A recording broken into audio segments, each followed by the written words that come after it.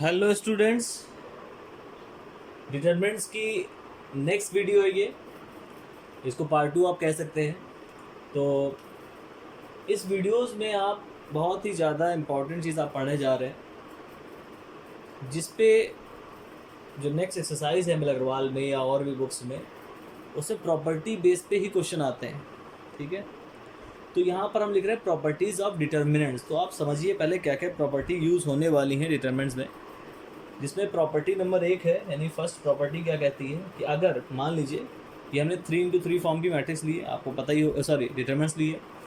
अगर square matrix होगी तो वही डिटरमिनेंट्स कहलाएगी।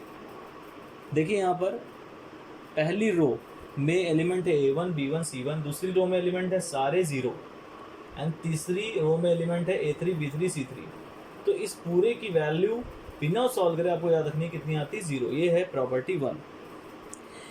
अगर ज़रूरी कि रो 2 ही, यानी रो 2 जो है वो 0 0, रो 1 भी 0 0 हो सकती है, रो 3 भी 0 0 हो सकती है, तो भी आंसर 0 आएगा। यानी कोई भी एक रो या कोई भी एक कॉलम अगर उसके सारे एलिमेंट 0 होते हैं, किसी भी रो के या किसी भी कॉलम के सारे एलिमेंट 0 होते हैं, यानी तीनों एलिमेंट 0 होते हैं, या चारों जो भी मैट्रिक्स डिटरमिनेंट्स होगी उसके एलिमेंट्स अगर 0 होते हैं किसी भी रो या किसी भी कॉलम के, तो हम उसकी वैल्यू डायरेक्ट क्या लिखेंगे, 0। यानी उसकी वैल्यू ऑलवेज 0 आएगी। ठीक है, तो प्रॉपर्टी नंबर 2, प्रॉपर्टी नंबर 2 क्या कहती है कि अगर किसी भी डिटरमिनेंट में, ये देखिए डायगोनल होता है, अगर रेक्टेंगल ऐसे होता है तो उसमें इसको क्या बोलते हैं, डायगोनल।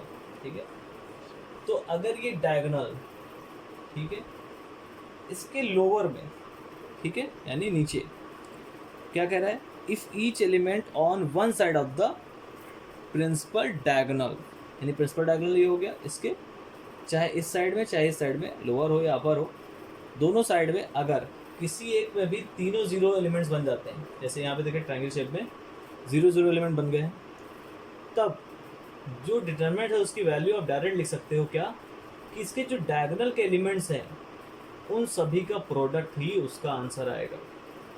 मतलब अगर कोई भी एक पार्ट 0 0 बनता है डायगोनल के या तो बिलो या डायगोनल के अपर, ठीक है, उसमें अगर कोई भी तीनों एलिमेंट, मतलब तीनों एलिमेंट, कोई भी क्या तीन एलिमेंट होंगे, तीनों एलिमेंट अगर 0 होते हैं, तब हम कहेंगे कि इसका जो आंसर आएगा इस डिटरमिनेंट का, डायरेक्ट हम लिख सकते हैं A1 B2 C3, यानी डायगोनल के एलिमेंट्स के प्रोडक्ट के इक्वल होगा। देखिए प्रॉपर्टी नंबर 3, प्रॉपर्टी नंबर 3 क्या कहती है कि अगर कोई भी डिटरमिनेंट A1 B1 C1 पहली रो, दूसरी रो में A2 B2 C2, and third row में A3 B2 A3 B3 C3। Clear. इसी तरह से अगर हम क्या करते हैं कि ये रो है देखिए और ये कॉलम है, तो अगर रो को हम कॉलम में, पहली रो को पहली कॉलम बना दें, दूसरी रो को दूसरी कॉलम बना दें, तीसरी रो को तीसरी कॉलम बना दें, तो देखिए ये पहली रो है, इसमें कौन सा एलिमेंट है, A1 B1 C1, इसको हम क्या बना रहे हैं, कॉलम। तो देखिए A1 B1 C1 ऐसे हो गया। और दूसरी रो देखिए A2 B2 C2, तो दूसरी रो को यहाँ देखिए A2 B2 C2 and A3 B3 C3, A3 B3 C। तो रो को हम कन्वर्ट कर रहे हैं कॉलम में। तो अगर हम किसी भी डिटरमिनेंट को रो से कॉलम की फॉर्म में या कॉलम से रो की फॉर्म में चेंज करते हैं, तो उन दोनों की ही वैल्यू सेम आएगी। यानी अगर इसको भी सॉल्व करें तब भी आंसर वही आएगा, और इसको भी सॉल्व करें तब भी आंसर वही आएगा। ठीक है, दोनों का आंसर सेम होगा अगर हम रो को कॉलम में और कॉलम को रो में चेंज कर दें तो। देखिए प्रॉपर्टी नंबर 4, प्रॉपर्टी नंबर 4 में क्या है, देखिए एक डिटरमिनेंट हमारे पास A1 B1 C1 पहली रो या पहली कॉलम A1 A2 A3, दूसरी column B1 B2 B3, and तीसरी column C1 C2 and C3। अगर हम इसमें इस डिटरमिनेंट में कोई भी दो रो को आपस में चेंज कर दें, यानी इस रो को आपस में चेंज कर दें, या इस रो को आपस में चेंज कर दें, कोई भी दो, तीन में से कोई भी दो, यानी पहली रो को दूसरी रो से चेंज कर दें, और दूसरी रो को तीसरी से, या दूसरी को तीसरी से, किसी से भी किसी को चेंज कर दें, या फिर कॉलम को दूसरी कॉलम से चेंज कर दें। जैसे कि हमने पहली कॉलम को तीसरी कॉलम में इंटरचेंज कर दिया, यानी तीसरी कॉलम को हमने कह दिया ऐसा है तुम पहली कॉलम में आ जाओ, देखो यहाँ पे, और तो फिर ये कहाँ जाएंगे, तीसरी कॉलम में। क्लियर, आपस में इंटरचेंज कर दिया।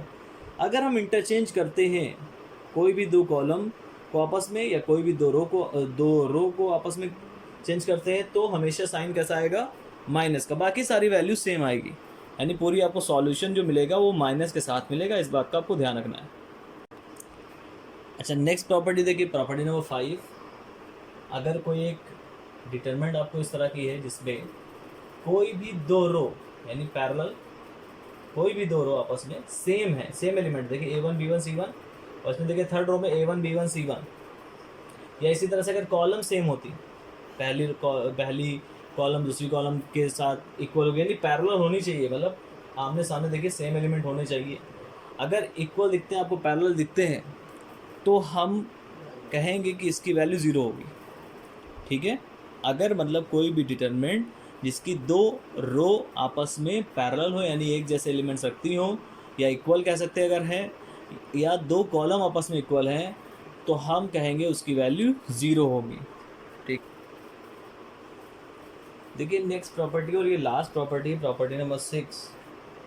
क्या है इसमें, अगर मान लीजिए कोई एक डिटरमिनेंट है और उस डिटरमिनेंट को किसी स्केलर वैल्यू से मल्टीप्लाई करना पड़े, तो जब हम स्केलर वैल्यू से मल्टीप्लाई करेंगे तो वो स्केलर वैल्यू सभी से मल्टीप्लाई हो जाएगी। मतलब कैसे, देखिए सभी मतलब किसी एक रो से या किसी एक कॉलम के एलिमेंट से। जैसे मान लीजिए हम मल्टीप्लाई करना चाहें पहली रो से, तो हम लिखेंगे K1 KB1 KC1, बाकी सारे एलिमेंट्स ऐसे लिखेंगे, ठीक है।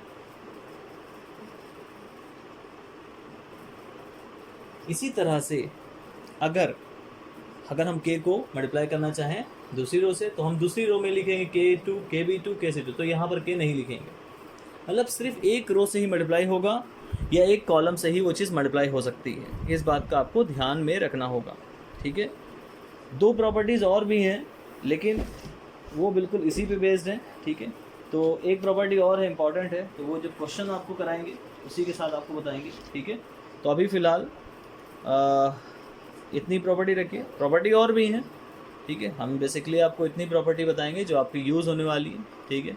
ज़्यादा प्रॉपर्टीज़ जैसे जैसे क्वेश्चंस आते जाएंगे वैसे हम लोग सीखते जाएंगे, ठीक है। तो एक क्वेश्चंस लेते हैं, उसको समझाते हैं ताकि आप प्रॉपर्टीज़ का यूज़ करना सीखिए, ठीक है। तो क्वेश्चन लेते हैं। तो देखिए एक एग्ज़ाम्पल लिया है यहाँ पे, क्या एग्ज़ाम्पल है, एग्ज़ाम्पल है कि विदाउट एक्सपैंडिंग इवेलुएट 49 39 26 1 7 2 6 4 3। इसने एक बात कह दी कि विदाउट एक्सपैंडिंग, एक्सपेंशन आप पिछली वीडियोस में सीख चुके हैं, ठीक है। एक्सपेंशन को आप अच्छे से क्लियर कर लीजिएगा क्योंकि उसका यूज़ होगा। लेकिन यहाँ पर हमसे कह रहा है विदाउट एक्सपैंडिंग, यानी हमको एक्सपैंड नहीं करना है। अगर हमें एक्सपैंड नहीं करना है तो हमने जो प्रॉपर्टीज़ अभी बताई हैं उस प्रॉपर्टीज़ का यहाँ पर यूज़ करना है, ताकि विदाउट इसको एक्सपेंशन किए बिना ही हम इसको डायरेक्ट इसका आंसर लिख सकें। तो हम उन 6 प्रॉपर्टीज़ में से कोई एक प्रॉपर्टी पहले यूज़ कर सकते हैं, या 2 या सारी यूज़ कर सकते हैं। तो पहले तो हम क्या सोच सकते हैं इसको सॉल्व करने के लिए। देखिए पहले तो क्वेश्चन आप नोट कर लें, ये क्वेश्चन है, देखिए, ठीक है, क्वेश्चन है ये। तो इसको फिर से लिख लेते हैं यहाँ पे, क्या है क्वेश्चन, 49 39 26 1 7 2 6 4 3। अब इसको रफ कर दें। तो अभी क्या है, देखिए हम क्या कर सकते हैं, ये सबसे बड़ी जो रो है पहली, इसमें सबसे बड़ी वैल्यूज है, बाकी सब में देखिए छोटी वैल्यूज है। तो हम या तो ऑपरेशन करेंगे, यहाँ पे क्या करेंगे, ऑपरेशन करेंगे। ऑपरेशन में क्या कर सकते हैं कि किसी भी 2 रो को या 2 कॉलम को सेम बनाएंगे। अगर सेम बना लेंगे तो क्या होगा, उसकी वैल्यू 0 होगी। ये तो पढ़ा आपने कि 2 रो आपस में अगर इक्वल हैं, पैरेलल हैं, तो वो क्या होगी, उसकी वैल्यू 0 होगी। तो कैसे बनाएंगे, सोचेंगे, कुछ को कर सकते हैं।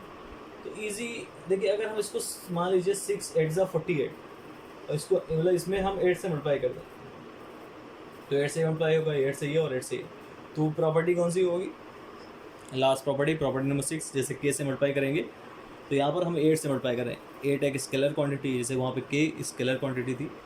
तो अगर 8 से मान लीजिए हम मल्टीप्लाई करते हैं तो ये हो जाएगा 8 6 48, और ये हो जाएगा 8 4 32, और ये हो जाएगा 8 3 24, और इसको ऐड कर दें 48 + 1 49, देखिए इक्वल आ रहा है। 32 + 7 39 इक्वल आ रहा है, और 24 + 2 26। यानी हमें क्या करना है, इसको 8 से मल्टीप्लाई करना है और इसके साथ ऐड करना है। तो ये कौन है, ये है कॉलम 3, और ये कौन है, कॉलम 2। कॉलम 3 और कॉलम 2 में हम ऑपरेशन लगा रहे हैं। क्या लगाएंगे, देखिए हम लिखना चाहते हैं, जो भी हम लिखेंगे कॉलम 3 में। मान लीजिए हम लिखना चाहते हैं, क्या लिखना चाहते हैं, कॉलम 3 में हम लिखेंगे 10 मतलब उसमें लिखने जा रहे हैं क्या, हम लिखने जा रहे हैं कि C2 को हम ऐड कर रहे हैं किसके साथ, 8 टाइम्स C3 के साथ। मतलब हम C3 को 8 से मल्टीप्लाई करेंगे और उसके एलिमेंट को C2 के साथ ऐड करेंगे और C3 में ही लिख देंगे। तो देखिए क्या होगा अगर हम ऐसा कर रहे हैं तो क्या होगा। अच्छा देखिए, पहली बात, फर्स्ट कॉलम में हम कुछ नहीं कर रहे हैं, तो फर्स्ट कॉलम को तो अब एज इट इज़ लिख दीजिए, जैसे लिखा है उसको एज इट इज़ लिख दीजिए। दूसरी कॉलम में भी देखिए ऑपरेशन नहीं कर रहे हैं, तो दूसरी कॉलम को भी एज इट इज़ लिख दीजिए। ऑपरेशन हम सिर्फ तीसरी कॉलम में कर रहे हैं, इस बात का ध्यान रखिए। तीसरी कॉलम में ऑपरेशन कर रहे हैं तो उसमें क्या होगा, 8 C3, ये C3 कौन है, ये 8 6 का पहला एलिमेंट 48, और C2 के साथ ऐड करेंगे +1, यानी कितना होगा 49। दूसरा एलिमेंट करिए, 8 4 32 + 7 39, तो यहाँ आ जाएगा 39। एंड नेक्स्ट करेंगे इसी तरह से 8 3 24 + 2 26। ज़रा देखिए यहाँ पर दो कॉलम सेम हो गए यहाँ पे, मतलब यहाँ पे हम क्या कहेंगे, इसकी वैल्यू कितनी आएगी, 0।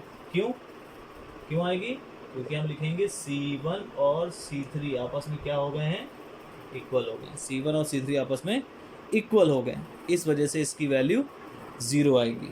ठीक है, आई होप दैट कि आपको ये क्वेश्चन समझ में आया। नेक्स्ट पार्ट जब आपके लिए बनाएंगे उसमें आपको प्रॉपर्टीज़ और अच्छे से क्लियर कराई जाएगी कि कहाँ कहाँ उसका यूज़ होगा।